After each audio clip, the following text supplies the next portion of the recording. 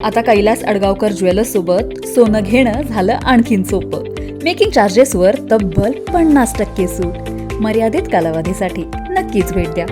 Kailas अडगावकर jewellers, Datta मंदिर bus stop, Nashik road.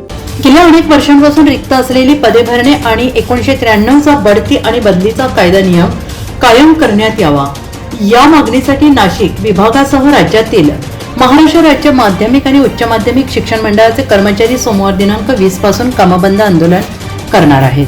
या आंदोलनामुळे या महिना अखेर आणि मे महिन्याच्या सुरुवातीला लागणाऱ्या 10वी आणि 12वीच्या निकालावर परिणाम होऊ शकतो. वास्तविक हा अधिनियम जो आहे हा फक्त शासकीय कार्यालयांना लागू आहे, परंतु आमचं कार्यालय हे स्वायत्त असून ऑटोनॉमस बॉडी आहे, शैक्षणिक संस्था आहे आणि आमच्या कार्यालयाची रचना फक्त महाराष्ट्रात 9 ठिकाणी आमचे कॉस्मोपॉलिटन सिटीमध्येच कार्यालय असल्यामुळे त्याचा तंतोतंत परिणाम होऊ शकत नाही आणि आमच्या लोकांची गैरसोय होणार आहे, त्यांच्या नोकऱ्यांवर गदा येणार आहे, त्यांच्या कुटुंबावर गदा येणार आहे.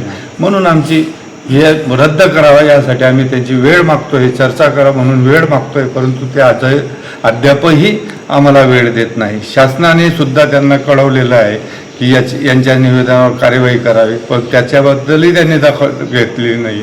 म्हणून त्यांनी हा जो बदल्यांचे विनिमय अधिनियम 21 जो आहे हा रद्द करावा, कर्मचारी भरती करावी आणि जोपर्यंत ही कार्यवाही होत नाही तोपर्यंत आमचा हा लढा सुरू राहील. 28 पासून आम्ही बेमुदत काम आंदोलनाचा इशारा दिलेला आहे.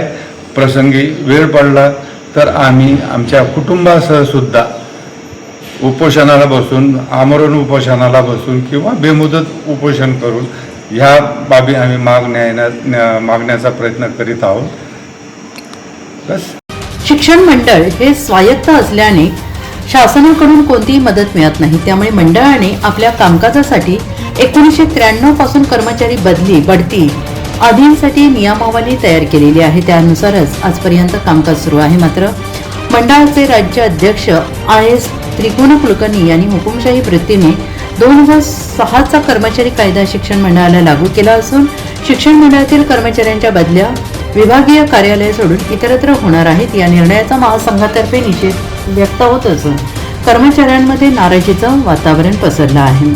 SDN न्यूजसाठी राजेंद्र साखरे, नाशिक.